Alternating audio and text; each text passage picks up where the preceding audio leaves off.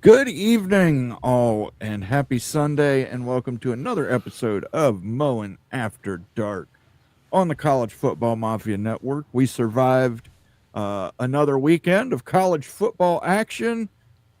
Quite a few teams in the top 10 didn't, though. We're going to talk Not about that. not so Uh, much. yeah, we're also going to be talking about some coaching hot seats.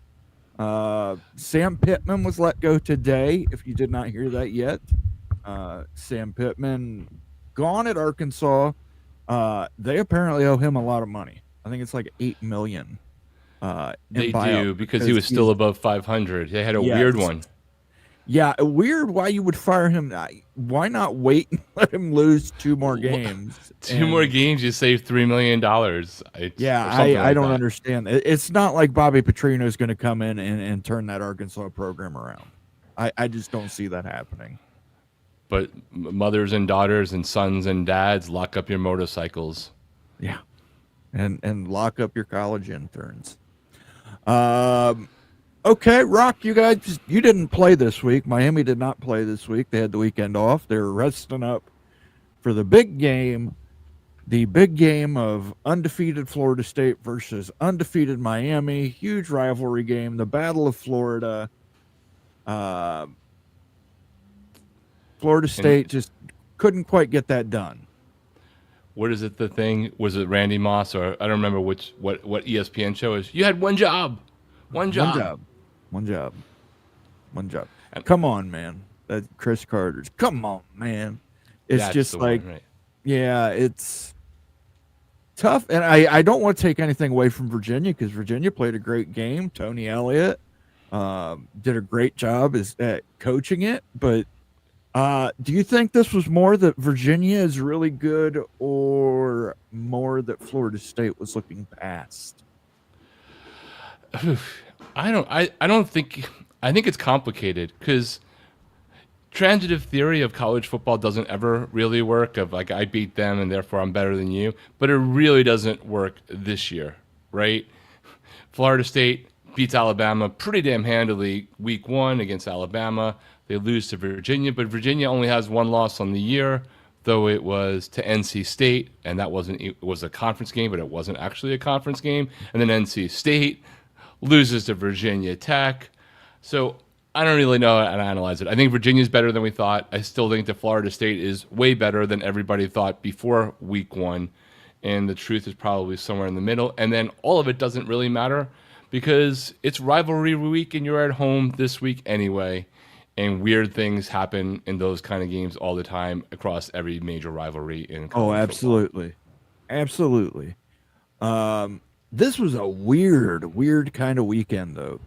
I mean, some of these favorites that were favored by double digits coming down to the wire. I mean, Indiana dropped 66 on Illinois last weekend, could only muster 20 points against Iowa, and they had to give Iowa a safety at the end to end the game. Fortunately, I stayed away from that game with my own money, so I'm not licking any bad beats wounds from that. But apparently, Iowa's just going to score the same amount of points no matter how good the opposition's defense is or isn't every single week. What happened to the Google it guy? I'm not sure about that. I guess I was just not going to get blown out, and they never can score enough points to do better than their aspirations might be. Absolutely. Let's say hello to some people in chat. Let's do some shout outs. Buckshot Kid, he says, oh, hey, the College Football Mafia first. John Dries here. He says, hey, y'all, go Red Raiders. Their defense gave up 0 yards yesterday. And then the Big Lubbock is, of course, transdimensionally first. Osito is not first. See, there's some truth. There's some truth right there. Matt Shuck. I guess the whiteout didn't help either. Might as well played Big Noon on Fox. I'm sick. I'm sick of these coaches worried about game times. Hey, great defensive battle for 3.5 quarters. I have a confession to make. I thought Penn State was going to win. but I also put money on Oregon, and I had Oregon uh, covering the spread in all 4 quarters by half a point. And of course, last quarter, and I don't understand this. Drew Aller looked anemic. That offense looked awful for 3 quarters. Fourth quarter, 10 minutes left, 2 touchdowns. Like they were nothing. I mean, the one they just kind of tossed it wide open receiver. The other one they just kind of battled down the field, hammered Oregon's defensive front seven. I don't know. But well, Bob Swanger, I do want to talk to you about it. We have to talk about James Franklin. But let me get through. Let me get through the shout outs first, guys. Sean's here. He says, "Hey everyone, good to see you, Sean." Caden the Diesel Freak. Good evening from a soybean field, boy. I don't relish the job you got because it's been hot in Ohio the last 2 days. What we refer to as an Indian summer. Can't imagine.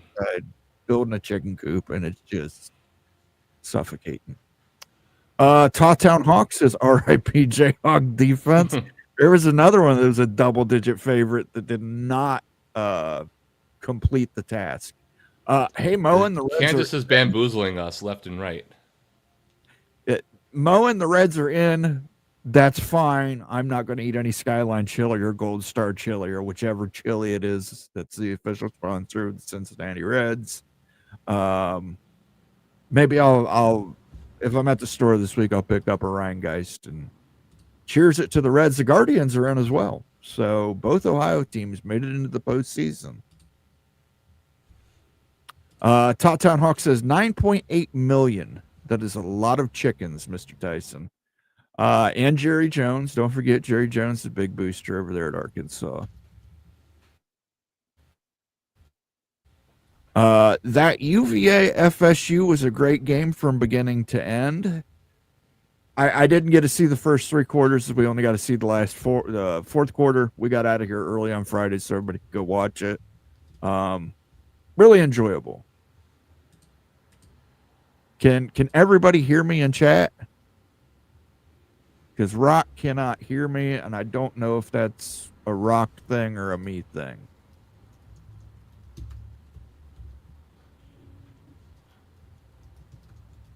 Okay, they can hear me, Rock. That might be a you thing. Signetti is a lawn turd. Okay. Gotta love that. Signetti's a lawn turd. Okay. Can you hear me now, Rock? I can. Not sure what happened there. We just wanted to reenact that Verizon commercial from 20 years ago. Awesome. Caleb Ramirez is here. He says, "Hey everyone, there was a lot of good games in college football this weekend. There sure was." Bob Swanger says the play calling was horrible. I don't blame you betting on Oregon. Well, I didn't win. Oregon made sure to fuck me at the end.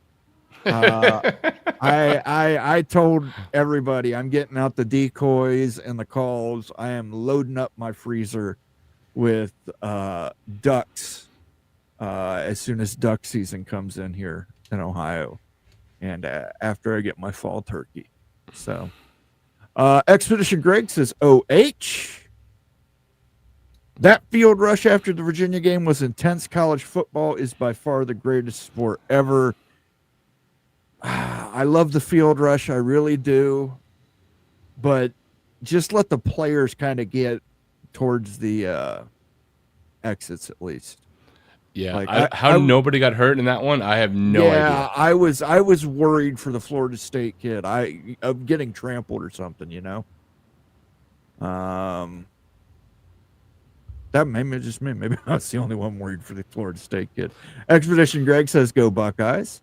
And he says, "Big championship goes through Ohio State." Yeah, talking about it during the game, we came up with the analogy that it's like Batman and the Joker. Oregon and Ohio State may have to do this dance forever in the Big Ten. Well, because Penn State apparently is Charlie Brown hanging out with Lucy. Well, we'll talk about James Franklin because I think it deserves to be talked about. yet again. Expedition Greg says yes. Yes, hear you clearly. I can hear you. Okay.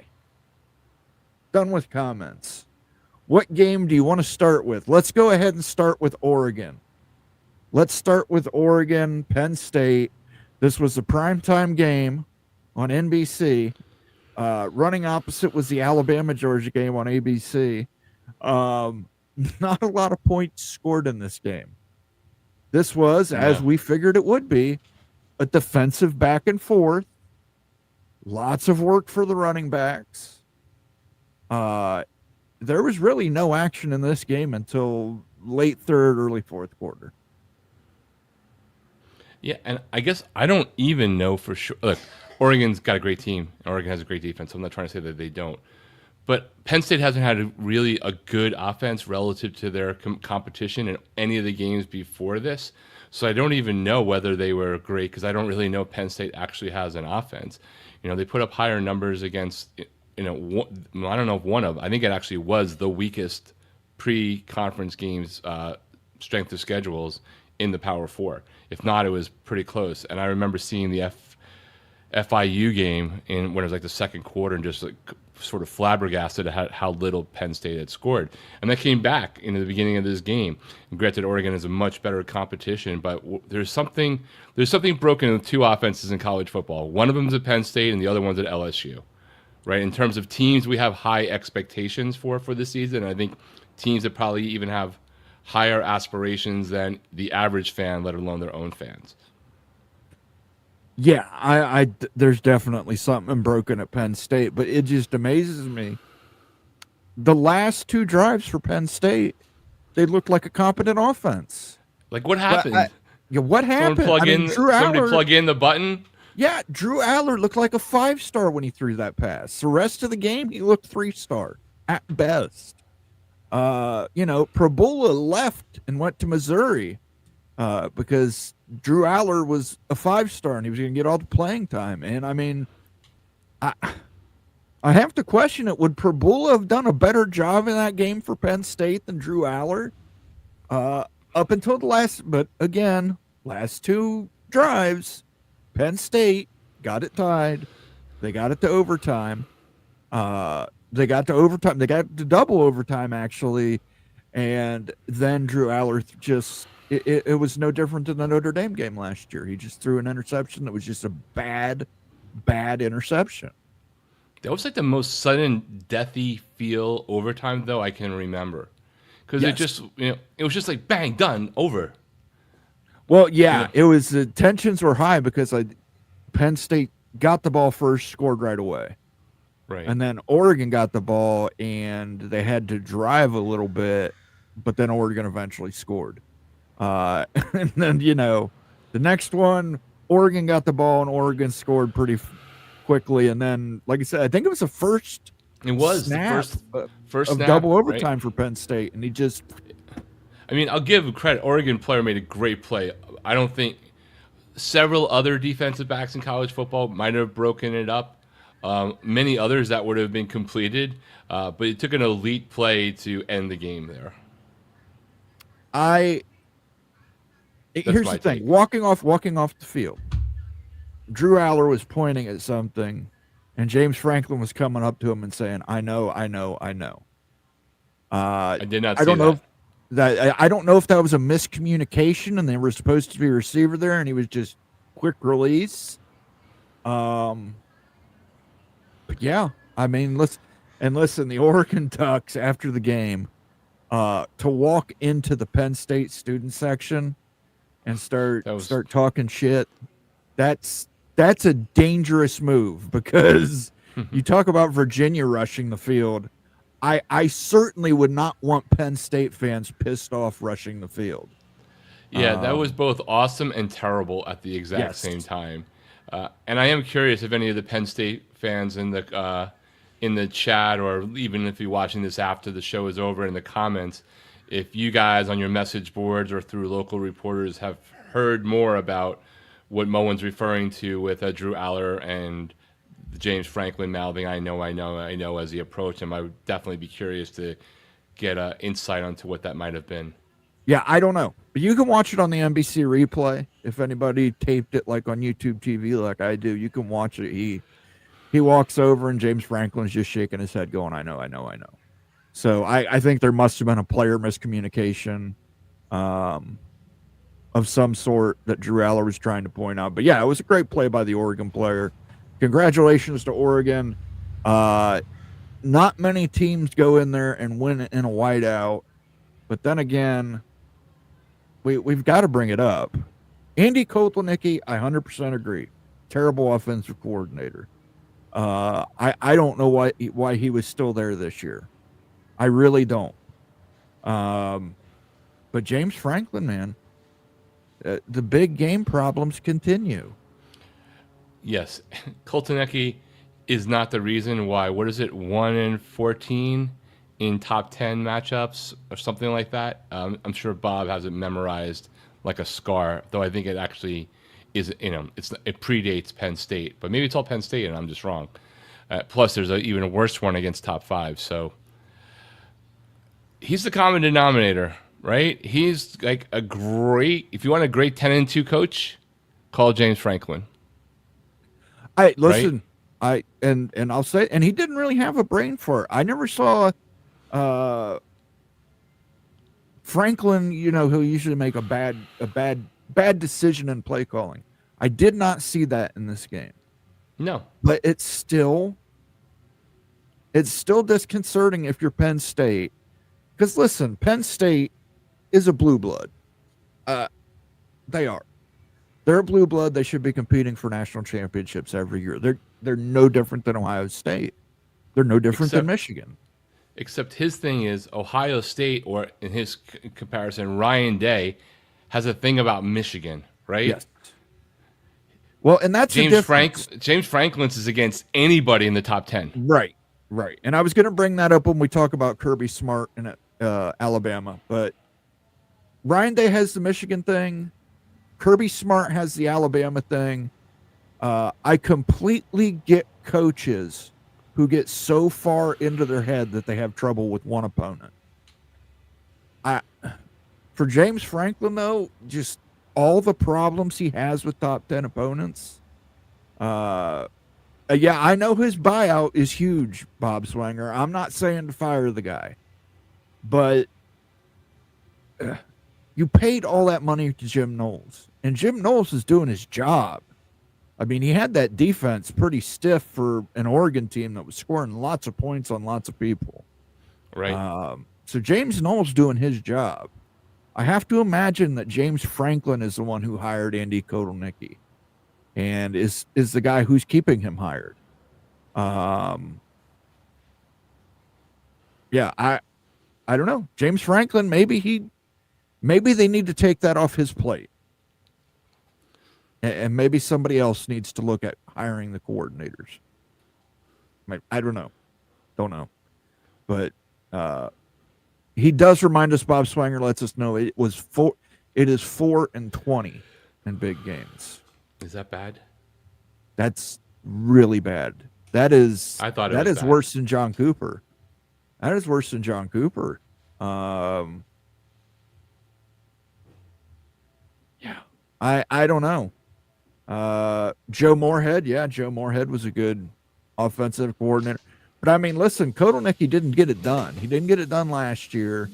Sean says the play call was fine. The Drew Aller throw wasn't. I assume you're talking about the last play, Sean. Again, if you can watch it, or if I can find the clip, I'll post it on Twitter. He does walk over, and James Franklin goes, I know. And he's pointing downfield, so I don't know, player out of position, or if he thought there was some kind of holding or interference or what was going on there. But double overtime game. Congratulations to the Oregon Ducks. You went into the whiteout. Dante Moore deserves a lot of praise. His first full year as a starter for Oregon, and to have to go into that environment and compete, and he did compete, and they scored 14 unanswered in the fourth, or late third, early fourth, and then they let Penn State come back in the fourth, and the fourth ended up being 14-7. and it cost me $240. So, F you, Oregon. I still hate you. Now I hate you more. If I'm not mistaken, because I had them side by side, and maybe it's just I was delayed on something, but that game and the Alabama Georgia game essentially wrapped up within like a minute or two of each other. Yes, yeah. Yeah, I was flipping back and forth too. I'm not going to lie. Got a first super chat. Ryan Willie, nice hat mowing. I've been at Brewer games all weekend. PSU wasn't ready for prime time. Yeah. But again, that was for 3 quarters. That was a classic Big Ten defensive matchup. But, ugh. Yeah, well, hey, congrats to the Brewers. Good luck in the I don't know what he's laughing at yet. Cooper was awesome, Mo, and yeah, thanks, Amazing Blue. Let's give Ryan his Wisconsin song first.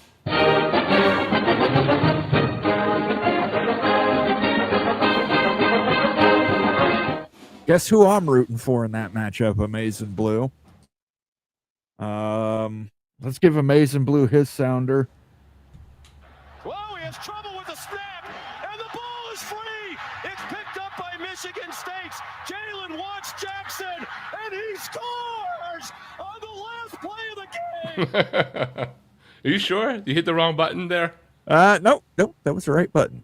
Thanks for the super chat, Amazing Blue. And Cooper was not awesome. That was great. But moving on, we'll move on. We've got a lot of games to get to. We brought it up. Kirby Smart is now 1-7 against Alabama.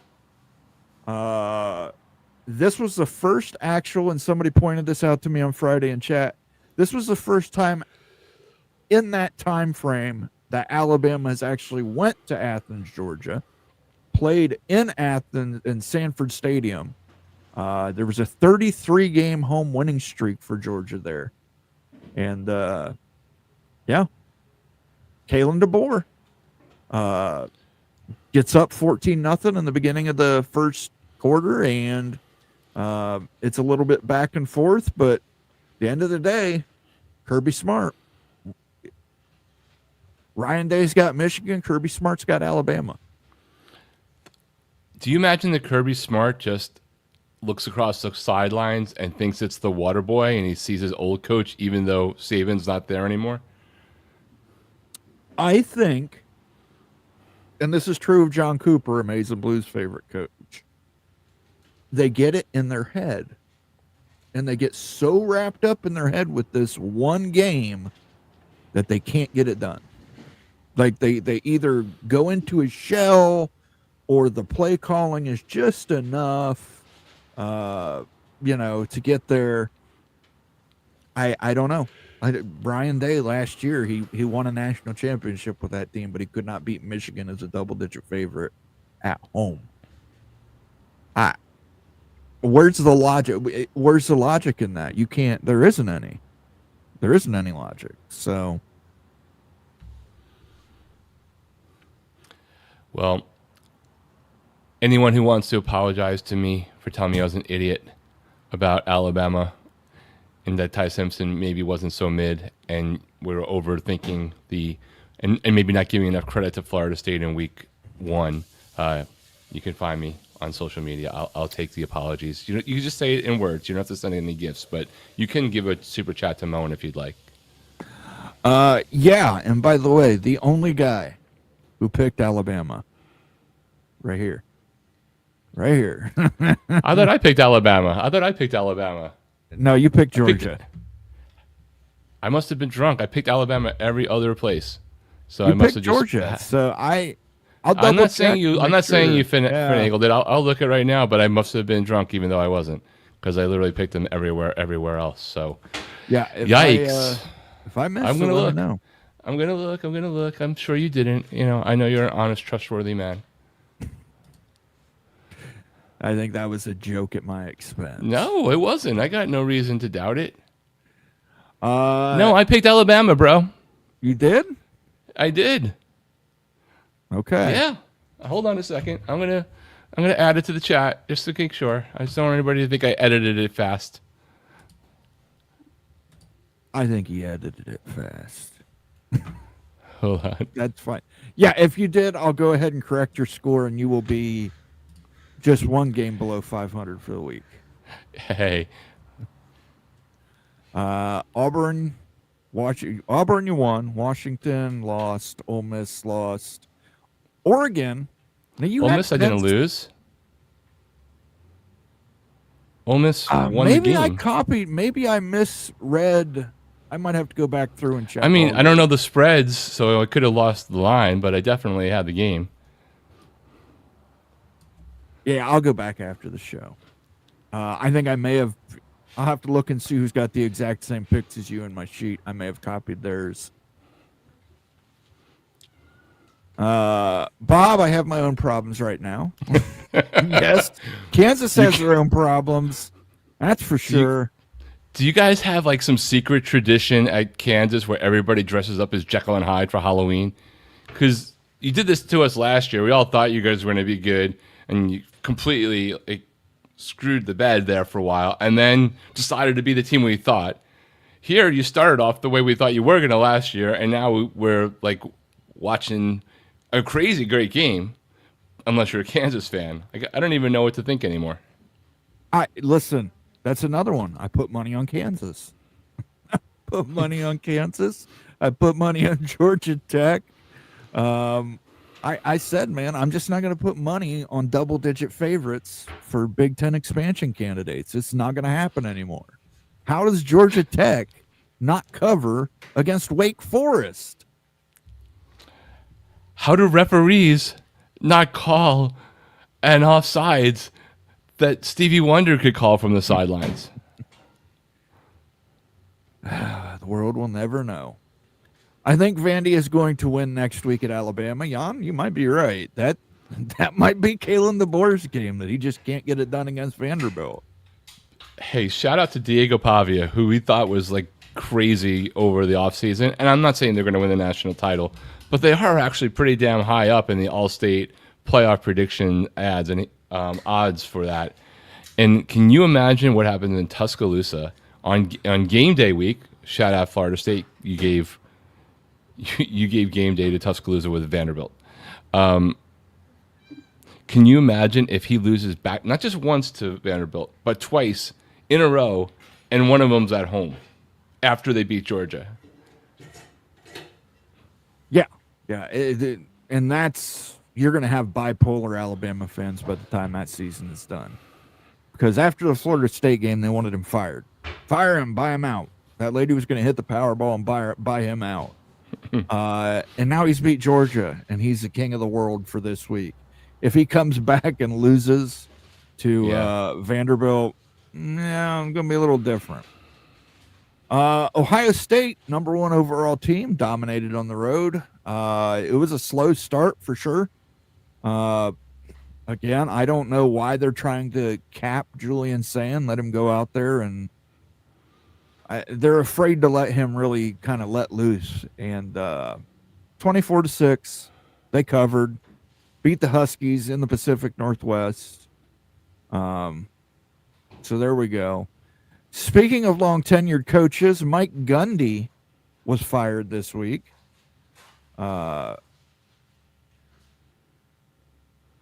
What'd you think? 20 years. Listen, when you went from business in the front to party in the back, the fun was going to be over eventually when you went all business, right? And when you started crying about money without any context about the Boone Pickens era, you knew. But it sucks. Like, it's really weird because he should have been fired. He deserved to be fired. I just wish he did. Because of everything that you're talking about, the history, the record of success, right? The guy's going to have a statue. They have bad quotes and all. He will have a statue there. His one, I think that they should have tried to handle differently. Maybe they did, and we don't know. The story will eventually come out. To me, he's one of those guys that, for that school specifically, maybe you try to get to the place with him where you can do a, hey, this is my last season, graceful exit appreciation tour as you lose. but maybe got so contentious that they couldn't do it, and maybe they offered to do that, and he said no, and maybe he said he would do it, and they said no. I wish we knew. Yeah, here's the thing. I'm with you. I think he should have been asked to just, hey, end of the season, you're retiring. Do you understand? You're retiring. Coach Gundy, you're going to retire. There was some crazy stat I saw that he has spent more than half his life at Oklahoma State in some capacity. Yeah, because he's been like 35 years and he's in his 50s. Player, graduate assistant, position coach, crazy number. For a guy like that, you're right, he deserved to be fired. He had to be fired. It's just been downhill for too long, and you can't let him hit rock bottom, I think, is what he's afraid of, or the AD's afraid of. You got to try and stop the skid as much as you can before it happens, because we've seen what happens when teams hit rock bottom. They don't, it takes them 10, 20 years to bounce back. So, absolutely. But, you know, congratulations to Mike Gundy on a great career at Oklahoma State. And I think that you should absolutely be getting a monument there, or be something named after you. So congratulations. Oregon is now the new number 2 behind Ohio State. Ole Miss jumped into the top 5. What do you think about Miami getting pushed back? Do you think the Penn State win was enough to warrant Oregon leapfrogging Miami? No, because I almost guarantee you if Oregon was number 2 and hadn't played Penn State yet, and Miami had beat, number 8 Florida State, they wouldn't have done the same thing. On the other hand, I almost don't care. It's all going to work out. In the end, yes, it's probably going to change. If you do the things you have to do on the field, and then it will all work out. And yes, maybe it'll be the difference between you getting a number 3 or number 2 seed. And hey, look, that draw could hurt you down the road. But there's so many more weeks to play. I just can't even be bothered stressing about it any more than I can be bothered stressing. I don't think it's right. I think there are different rules for different teams and different conferences at different times. But I also understand. I don't have Penn State. I never had Penn State as high, no offense, Bob, as they were already ranked, because I didn't think they had an offense, and I think Drew Aller was the guy, right? So, but others thought differently, and therefore that AP logic sort of works. The flip side, and that doesn't matter as much, but a bunch of teams did lose on the coaches poll. Miami moved up to 3 as well, so it all seems to be in synchronicity. Here's the good news for all these teams. We're only a quarter of the way through the season, guys. Just in case you forget it, I will always remind you, last year's national champion was not a conference champion and had 2 losses entering the playoffs. Yeah. I think that's the thing, that even if you're as obsessed as we are all, because if you're in this chat, you're as obsessed as we are. We're still yeah. I don't think we all have collectively reset that if you're in a Power 4 conference and you lose 2 games, even if you're in the ACC and the Big 12, depending upon how things fall, you have a reasonable shot of being in the playoff. If you're in the SEC and the Big 10, you might be able to have a reasonable shot at 3.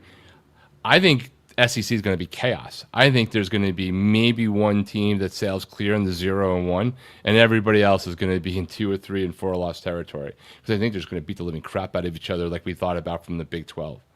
But I think the reset of, hey, it's a 12-team playoff, 1 loss doesn't destroy your season, hasn't quite sunk in yet, except for maybe, if you're on the outside of a G5 and you're competing in a beauty contest against 4 other conferences for the best one, not just the championship, but how you look. Bob Swanger has the right thoughts on it. You just have to pick yourself up and get going again. You got to figure it out. You got to figure out this offense situation. Whether, and Ryan Day had the same issue last year with his defense. He had to go in and tell Jim Knowles he wanted more pressures, and that was following the Oregon game.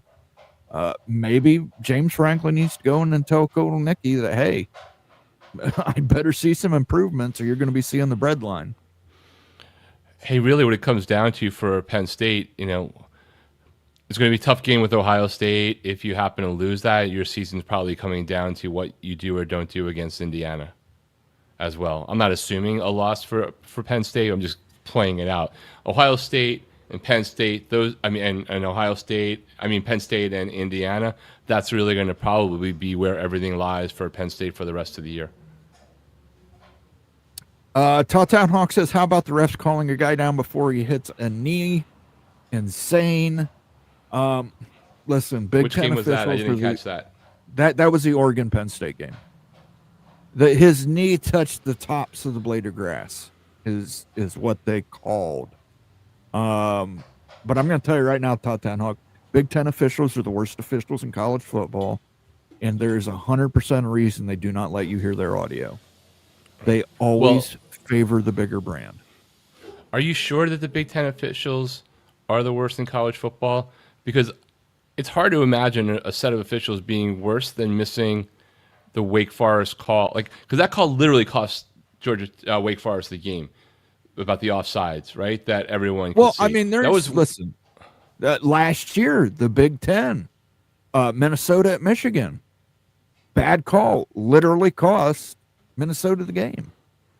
Minnesota was going to receive that onside kick. They had recovered it. They had all the momentum in the world. They probably would have went down there and scored on a gassed Michigan defense. That cost them the game. But, at least in the ACC, you get to hear the review officials.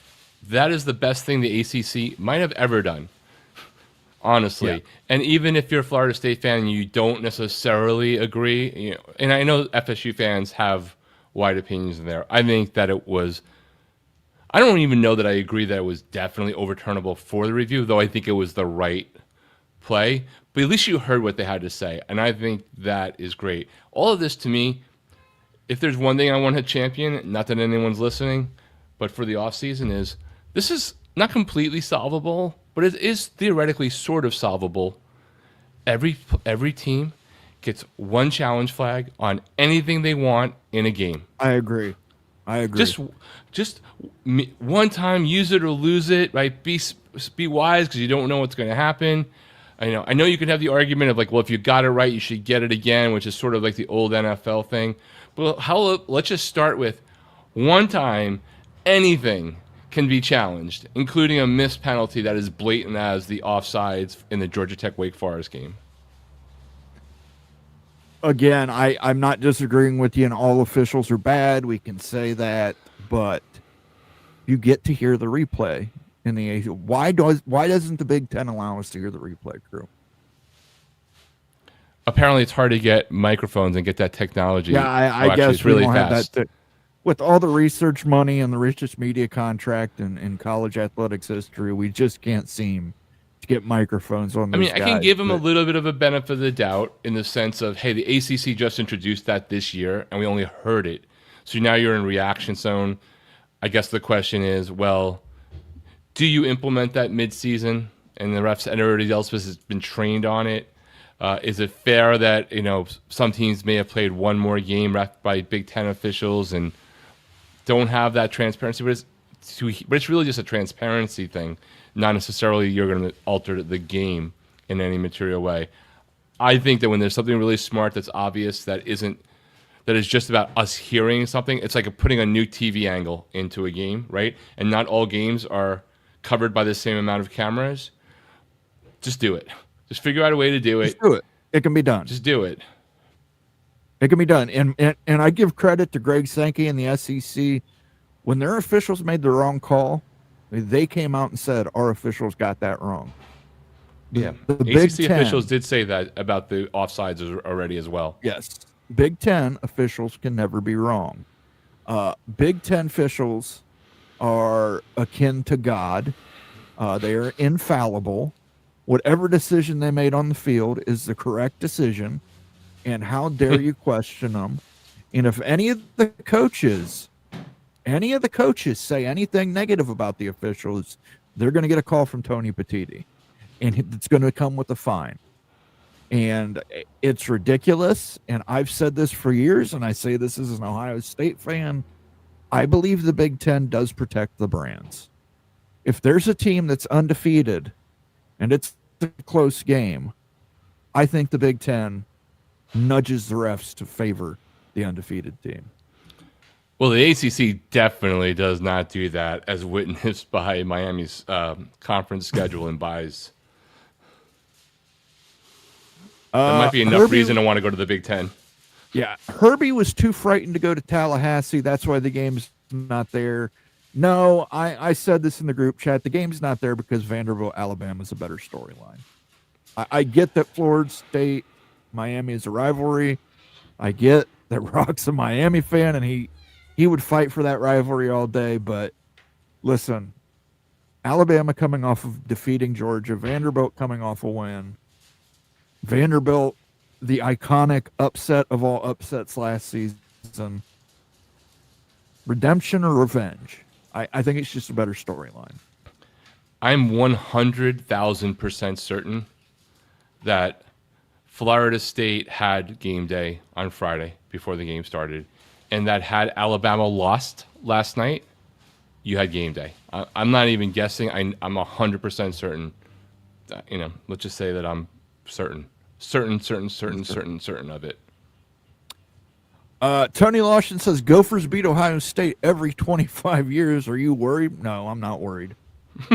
Not like worried, the cicadas. not worried. The certain cicadas Yeah, they're like come back. they're like the 25-year cicadas that you don't have cicadas in California, do you? No, but I've lived in places where we did have them. Oh. I've had them in the Northeast on Long Island for sure. Yes. Fired before conference play is such a weird concept for me. Gundy did coach himself into a hole after losing to South Alabama a few years ago. Made the title game, if I recall. Yeah, that was the Jim Knowles year where he just couldn't have an offense. And Jim Knowles had made Oklahoma State a lights-out defense. Darth Ducky, I thought we were going to lose that game. Well, you did lose the bet for me, so sorry, Darth Ducky. In some way, you vicariously lost that game. Yes. Even though you won, you still found a way to screw over Old Moen. Florida State, Cope Harder says Ghosts running.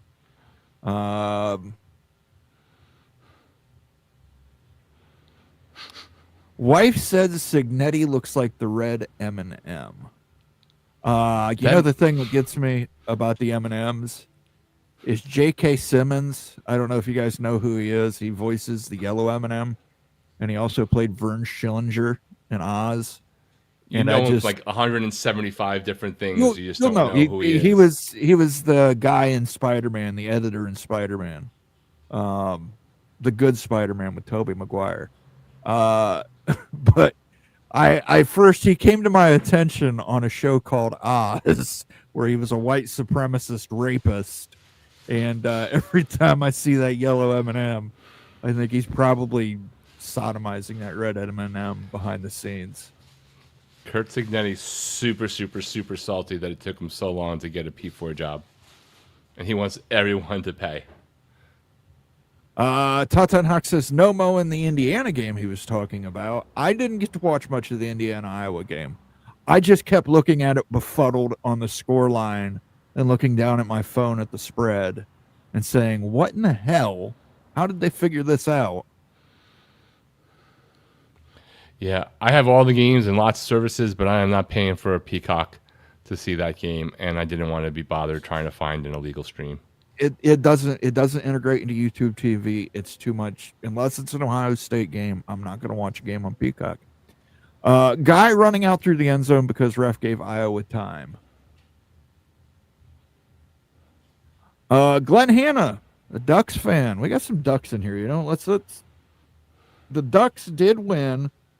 Let's go ahead and give them a free quack, quack, quack.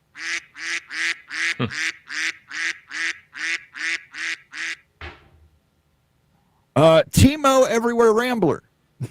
Good name. So what? The year before, Iowa got called on the offsides on a return for a touchdown, which was bullshit. So screw Minnesota. Yeah, I listen. Again, Tell us how you the feel. hand wave, it was a signal. Who knows? We never got to hear the review, but I agree with Rock. I think a challenge flag on a penalty is a good thing to have. Like literally on I think any that's a play good thing to period have, in a but- game, including a non-call. Sure. Well, non-calls, I might have to disagree with you. Non-calls. Okay, I then might you have to just basically disagree. said you don't care about the Wake Forest Georgia Tech one because that was a non-call, and Yeah, that but ends that's the game. Here's the It problem. ends the game. Here's the problem, though. If you give them a challenge to challenge on a non-call, officials are going to fight it. If you give them a challenge where you can challenge on a bad call, I think officials would be more for it. Fuck the officials. This is this is a $1 billion industry, and games like that are multi-million-dollar decisions. And I'm not hating on Georgia Tech, but if Wake Forest beats Georgia Tech, that may or may not impact their ability to go to the playoffs. Let's reverse it. What if it was Wake Forest offsides to Georgia Tech, who Sure. was at the top? That's a multi-million-dollar thing on a blatantly. How I get an idea? Do your job right on a play that everyone and their mother can see that there are two dedicated people on that play to make that call. And there's no action yet. There's not literally no action yet. Here's the problem, though, Rock. They've done studies where they've ran through games using computers and AI. There is literally a penalty on every play almost. I understand, Almost but we're not every saying you play. get to. But we're not saying you get. You still have to be judicious of it, right? You get one. You get one to use in a game, right? There were 27 friggin' reviews in some of these games anyway. One more is not going to change it, and people will probably often keep it in their pocket because they don't know that they won't need it till later, till a critical moment. So I know that you could call holding on everything, and I know I understand that. I actually think that the Big Ten refs put their flags away a little bit so there would be some scoring in the Penn State-Oregon game in the second half. So I get that. But- That's what I'm saying. Just one. The most blatantly obvious, in your mind, head coach, game-changing thing. Here would be my solution. Personal foul penalties. 15-yard penalties, I don't have an issue with. Here's my problem with the no calls. Let's say there's slight holding on a play, and a kid spins out, throws an incredible touchdown, and the coach sees slight holding, throws a flag, touchdown gets called back. Not enough evidence to definitely say it, right? Well, that's what I mean. But if you But go then by you the say, definition then you. if you go by the definition of holding, they have to say, well, there was some holding there. We got to, did it affect the play? Probably not, because it was probably on the opposite side. But that's my to me, you problem can't- with non-calls. Well, to me, if you can't come up with a system to have a one play, one time thing that would fix as one of multiple examples what happened at the end of Georgia Tech Wake, then you're not solving anything because you're just deciding which ones are okay to go away with or not. Yeah, for a Dude, the guy was situation- halfway to friggin' Joe Stonecrabs. I get it. For the fact of that, I think the officials should be fined on blatant non-calls that are very, very blatant non-calls like that. Officials should be fined. They should be suspended. But I just disagree with you on non-calls because I can see the flip side where someone's going to have light holding or what they perceive as holding. And by the definition of the NCAA rule book, maybe holding, that had nothing to do with the play. I mean, in Major League Baseball, And the it umpires calls were back against. a touchdown. Yeah, But I- the baseball it's a stuff, they personal didn't want to do foul, replays either, it's a- right? right. If it's a personal foul, if it's the pass interference, I'm fine. Targeting, fine. Which they're supposed to review the targeting anyway. And there was a targeting in that Oregon Penn State game that if that's not targeting, I don't know what the hell targeting is anymore. But yeah, I don't know. Then maybe it's only under 3 minutes left. Sure. Okay. Fine. 3 minutes left. I will give you that. And it has to be a non-scoring play. Has to be a non-scoring play. Well, the scoring plays are already getting reviewed anyway. Yes, but they're not getting reviewed for missed penalties, for non-calls.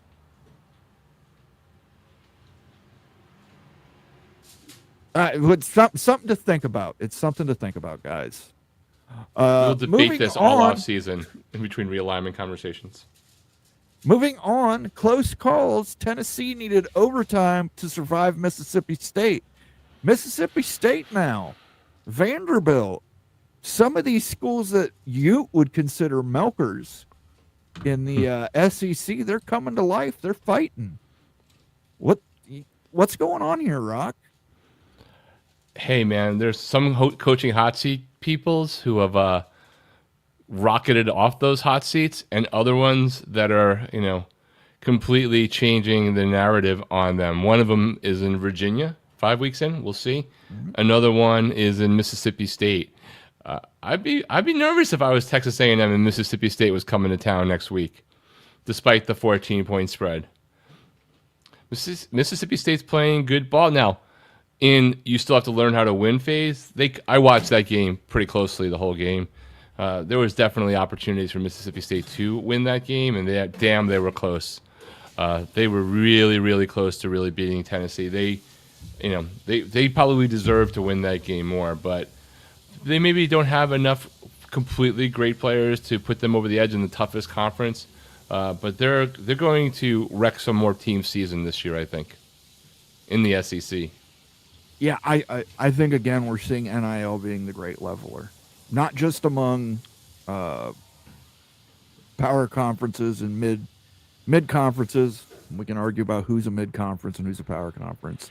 We're not going to do that tonight. But among conferences themselves, you're seeing these teams that have been perennial punching bags coming up off the mat and throwing some haymakers. Indiana. Absolutely. Great example. Indiana. Illinois. Everybody had counted out Illinois this week. USC was just going to go in there and roll them. Guess what? Brett Bielema bounced back. Game-winning field goal.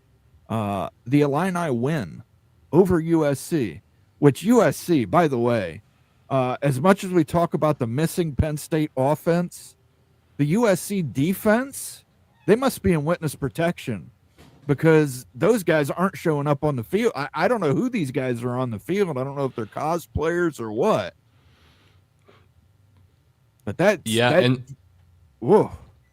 And the ironic thing is, I think for Lincoln Riley, not the best quarterback he has had, though he might be eventually. Better. I think he has the best fit at quarterback he has had in a long time, right?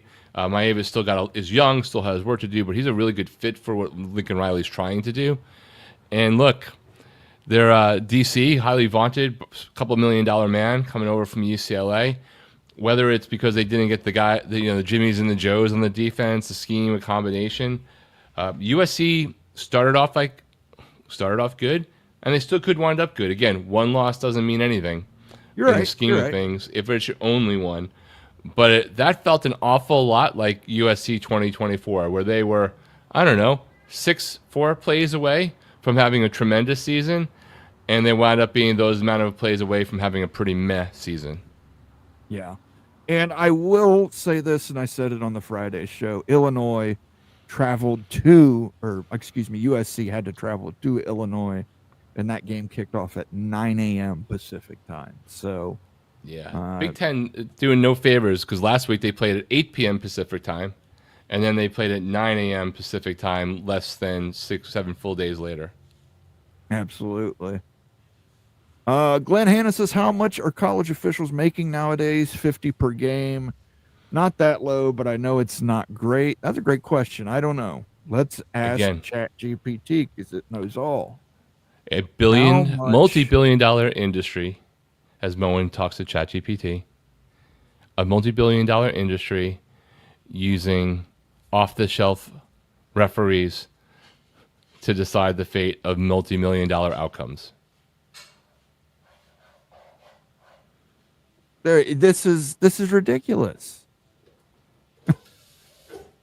They make 25 to 30,000 in regular season play. Which means it's part-time, and day job is being a lawyer or being an accountant or being Jesus Christ, I would hope they're not my lawyer or my accountant. Well, they might be. They could be at the firm of Dewey, Screw 'em, and Howe. Yes. Dewey, Cheatham, and Howe. That said, they must be. Because listen, I mean, I'd rather just pay them $100,000 and have dedicated employees all year. And I get that, yeah, you're paying them to be off for 9 months a year, but I mean, God, I mean, that's minimum. How about, that's close to minimum wage. I mean, and I know we don't, some people like Super League ideas, some people don't, some type of, 2 power leagues, whatever. FBS should have one set of officials under one guiding principle and one set of rules applied the best way, and the best refs in the most important games get the biggest games. Period. Work your way up the ladder like everybody else does. Don't be protected by conference bullshit. And then we can stop with, you just know if you're doing an out of conference game against somebody else and they got to bring your refs that you're not going to get, the benefit of the doubt on a call. And that's universal. It's not one conference or another that's doing that. It's all sketchy as hell. I know if Oregon had scored a touchdown on that knee brushing the grass tops and called down, I'd say BS. He wasn't down. What a momentum swing, though. That crowd was roaring before the fumble review. By the way, similar play happened in the Illinois USC game. I was calling the refs out for it. It was clearly the guy was down and then the ball came loose. USC picked it up and returned it a good ways. Ended up with it was good. Illinois was going in to make it a 14-point lead, and it ended up being 14-10 at the half as a result of that play. So, didn't Illinois get murdered against Indiana? Yes, it was a savage workplace murder against Indiana, but. There you go. That's an ambulance coming back from the game. They're just checking in on me before next Saturday. Yeah. USC though, everybody thought USC was going to win, and did you pick USC, Rock? I believe I picked USC because I just didn't think that Illini could bounce back from basically being, assaulted the way that they were. I mean, it's very, very, very difficult to suffer that embarrassment and come back the way they are. So a lot of props out to them and to Burt for managing to pull that off, because that last loss to Indiana could easily have beaten you twice. I love Coach Burt. You could call holding on every play. No calls would be ridiculous. We kind of touched on that. Glenn Hanna said, great games. These are the games that are great if you win, sting hard if you lose, but thrilling regardless. Glenn, but let me ask you a question. Was it as good as Ohio State Oregon was regular season last year? Both came down to the final seconds, but I mean, there was a little more scoring in the Ohio State Oregon game. Mo and I umpired baseball for 30 years. Guys shouldn't be officiating after the age of 60 or 62. I agree with you, Bob, but I also think it's an ego issue that they do not want to admit they are wrong. I certainly understand that because I'm never wrong. It's a rare condition, but it does happen. That non-call on the Wake Forest versus Georgia Tech, blatant as fuck. The ref was sitting there looking down the line and refused to call offside. It was bad. It was one of the worst ones I've ever seen because it was also a lot of the other ones, the sequence of plays that follows is very difficult. You never know. You don't know that they would have called a different play. There could have been a turnover, all that kind of BS, right? People like to go, if I made that field goal, the game would have been this. Like, that's really never how it actually works, except for very limited times. That one is one of those definitive ones where 99% sure Wake Forest wins the game unless they somehow fumble the snap when taking a knee. Glenn Hanna says, I didn't realize you could review targeting 2 plays later. I don't think there was a play that took place. I think it was whistled down or whistled dead, excuse me. But There was something else I was going to say, but now you made me forget it, Glenn. Ohio State has beat Texas and Washington. They absolutely have, but Texas is overrated. They are. Yeah, if you look under the dictionary of mid, you will see Longhorns. And Arch Manning is not. Who is the Heisman favorite, by the way? Can we figure this out? Who's the Heisman favorite? Like, I think it's a week-to-week vote of who's the favorite this week. I don't think there's a favorite yet. Like, I know everyone's on Oregon quarterback right now. I don't know. Can you play 3 conference games before we decide this crap? John Mateer was last week. He's out for 4 games. He's probably out of the Heisman, right? Beck has an average game. He drops multiple spaces. It's just fun, right? But I don't think there's a clear-cut favorite right now. I don't think so. Like, Jeremiah Smith's not a clear-cut favorite. I think Jeremiah Smith is probably, because I don't think a lot of people watch the actual games. And I think that's what ends up, I don't know. Friends agree. call me Sean. Says Big Week Rock prime time. Let's go. Hey, it would have been better. Friend. It would have been better to be what almost guaranteed would have been a top 5 matchup, right? If Florida State doesn't lose with the people that lost in front of them, they would have been top 5. Fortunately, they did not fall out of the teens. I think a lot of people forget, because it's been a damn while, and a lot of that's been on Miami's side, what a meaningful Florida State Miami game does for just college football. It had been 12 or 13 years since both teams were in the top 10. Unfortunately, that didn't happen. It had been almost 23 years since both were in the top 5. That was, one play away from happening if they didn't lose to Virginia.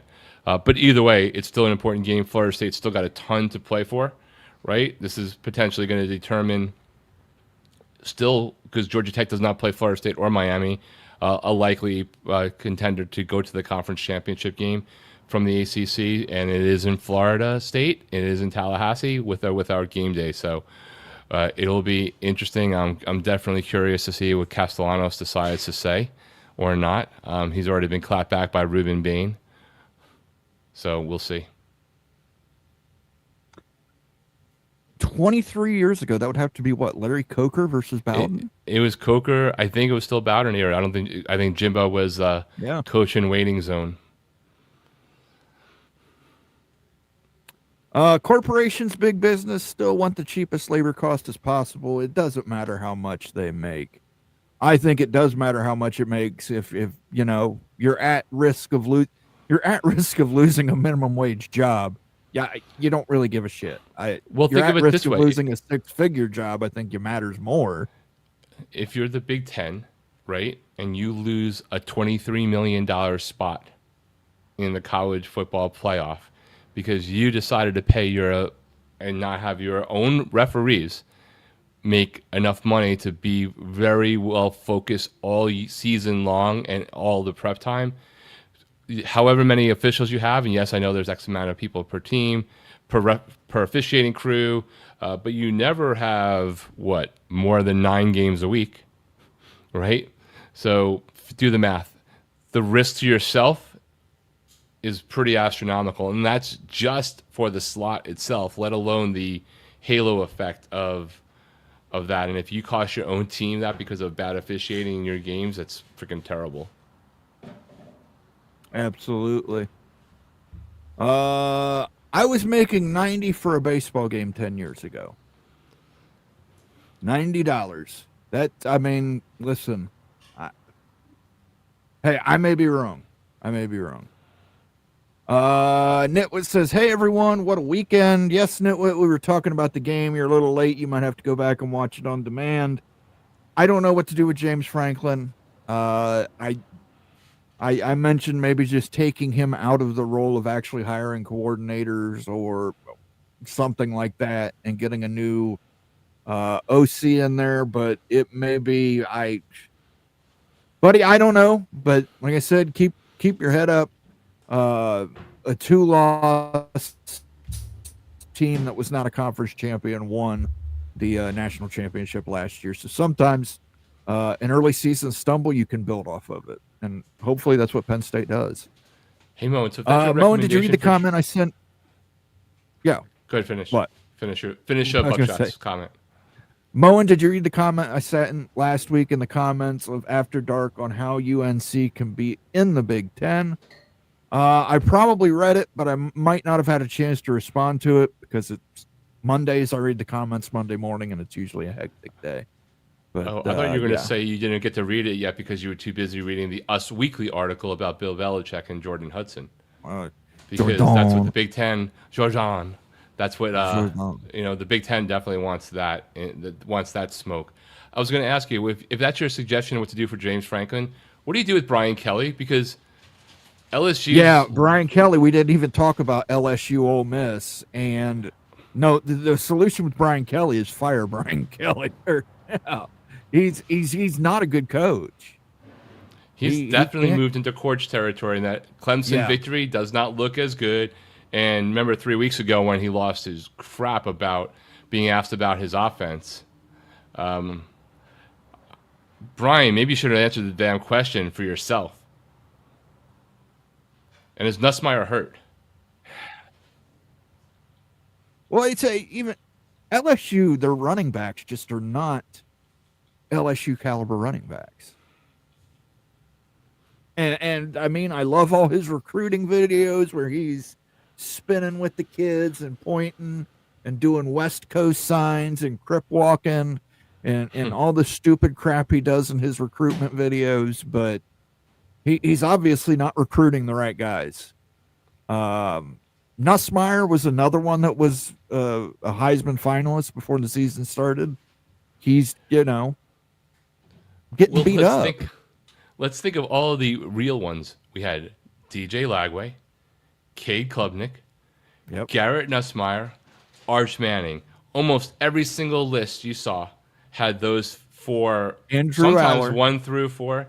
Drew Aller, right? Almost everybody had them, if not 1 through 5 of the top 10 at a minimum.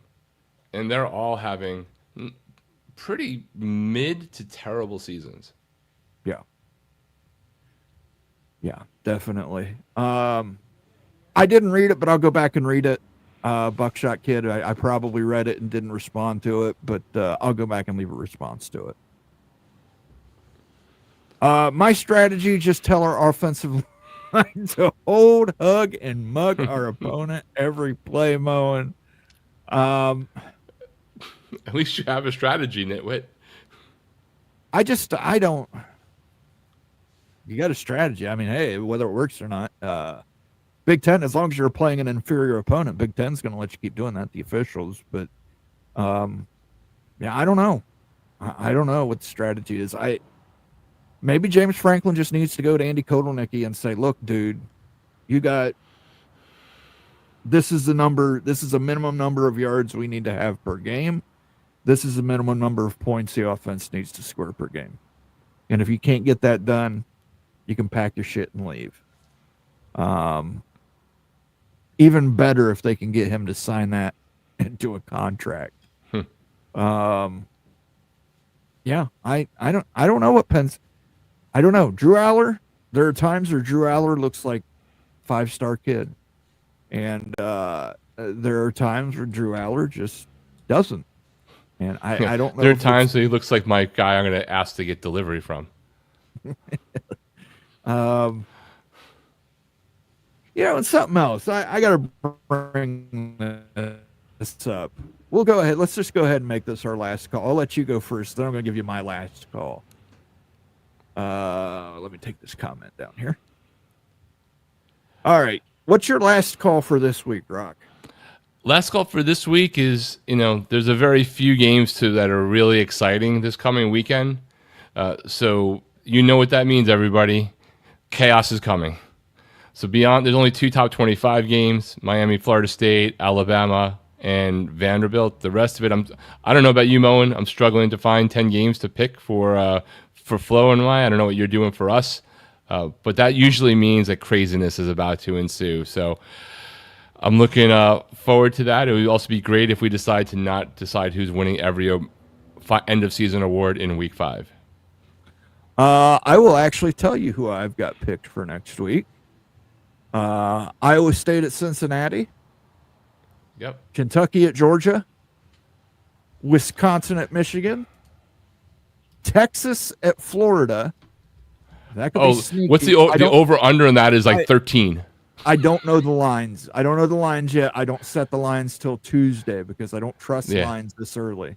The early version is 7.5 and 43.5, but it should be 3 and over under 13.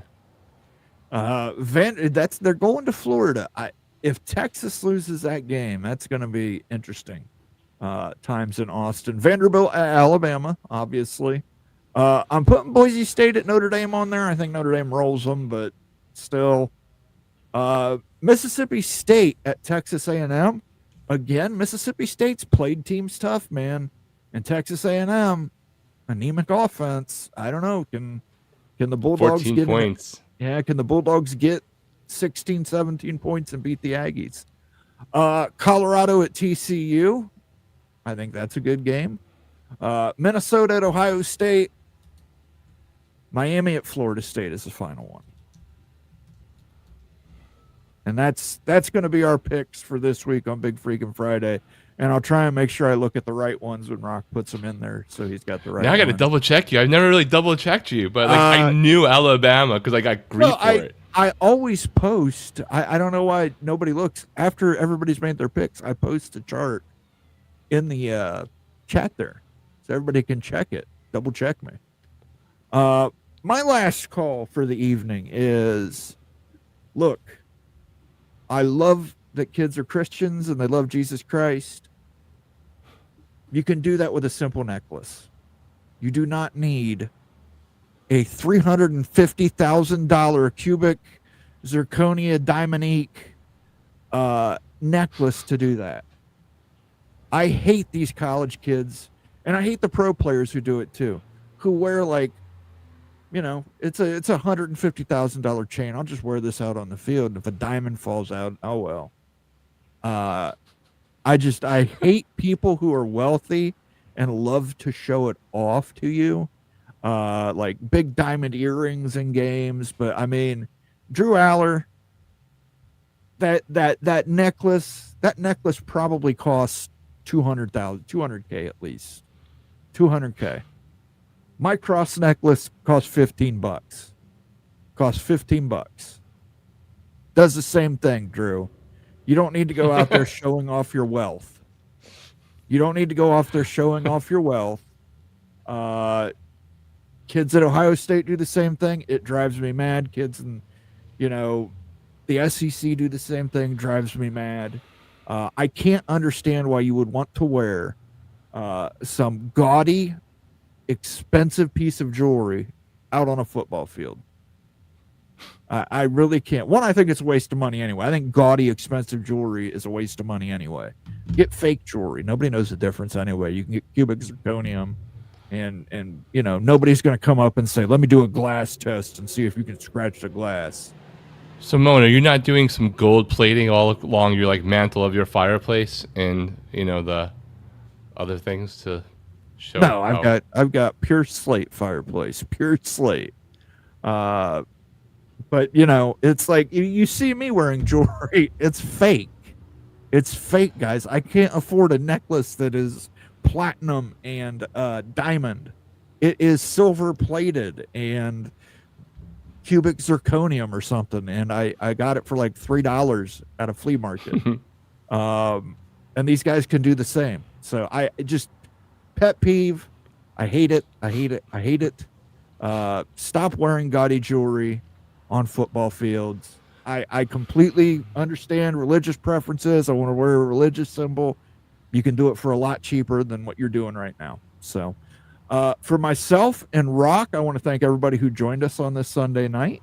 I believe our next show will be Tuesday. Bomber will be doing his call-in show on Tuesday. And then Wednesday, we'll be doing The Take with myself, Becky, and Sergeant Pickles has got his Skylink set up in his log cabin. And he will finally be able to join us. So that should be fun to get the old Big Ten Mafia crew together there. Until next time, until next Sunday when we talk more shit, we are peaced out. Everybody have a good week. Stay safe. Hug the people you love.